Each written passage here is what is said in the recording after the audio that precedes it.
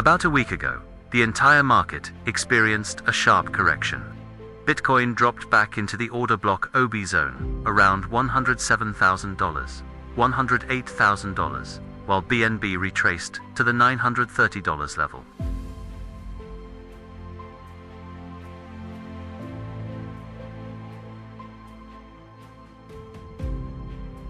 As for XRP, we can clearly see that the lower boundary of the triangle formation has acted as a strong support. Zone price pulled back to this level and then bounced back up.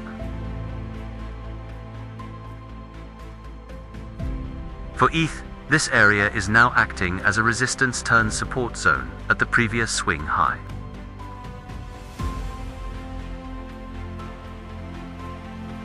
The latest market correction drove ETH back down to a significant low, creating an attractive entry point for long positions. If a long entry was taken around $3,800, then in the coming week, or in the near term, ETH has the potential to break higher and establish a new local high. Today, we received fresh macroeconomic data from the United States, including the non-farm employment report and the manufacturing PMI.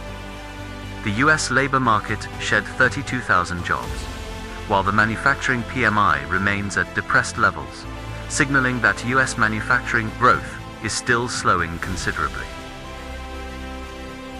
Turning back to Bitcoin, we can clearly see that the $117,800 level is acting as a pivot point.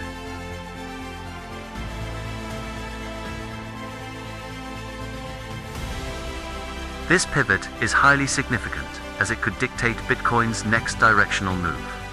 If BTC manages to break and sustain above this level, we can expect the onset of a potential uptrend.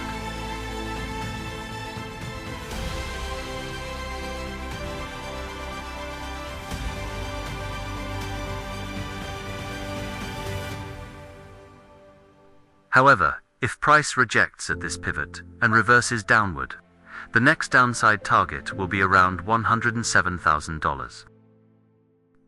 In that case, Bitcoin is likely to establish a trading range between $107,000 and $117,000.